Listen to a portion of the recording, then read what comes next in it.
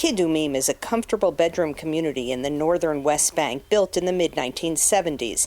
Daniela Weiss, a fiery settler leader, and her children were one of the first Jewish families to settle here, living in tents with no running water.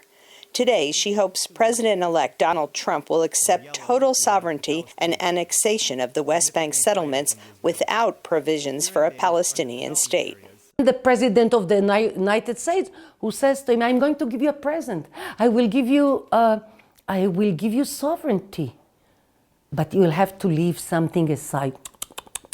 No, it's all ours. The ability to say it is all ours. Why? Because it's the promise of God to Abraham, not to Abraham Lincoln, to Abraham, Isaac, and Jacob.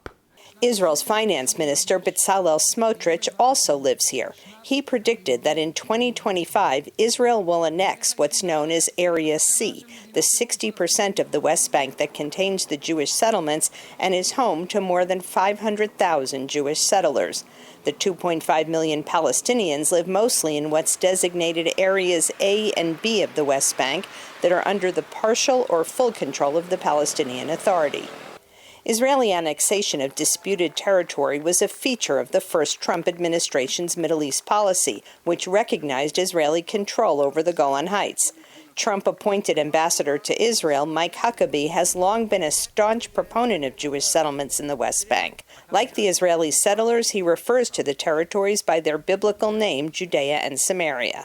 I recognize Judea and Samaria as part of Israel, and I believe that it's most important that we realize that there are more Jews living in Judea and Samaria than most people ever realize, and that those numbers are significant. It's an important part of the security of Israel. Some analysts, including those who live in the West Bank, say that Israel should be careful about annexing the lands unilaterally. If you really think that, and I think that sovereignty is one of the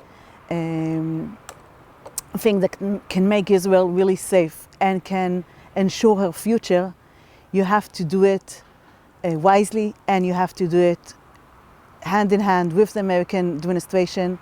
Other settlers warn that a decision to annex parts of the West Bank could cause further unrest. אני באופן אישי בעד. אני רק לא רוצה שזה יקרע את החברה הישראלית מבפנים עוד פעם. I personally support annexation, but I just don't want it to tear the society apart again. There already is a strong settlement movement here, but the left is against it. The division among us weakens us. Some settler leaders, including Daniela Weiss, want to go even further than annexing the West Bank.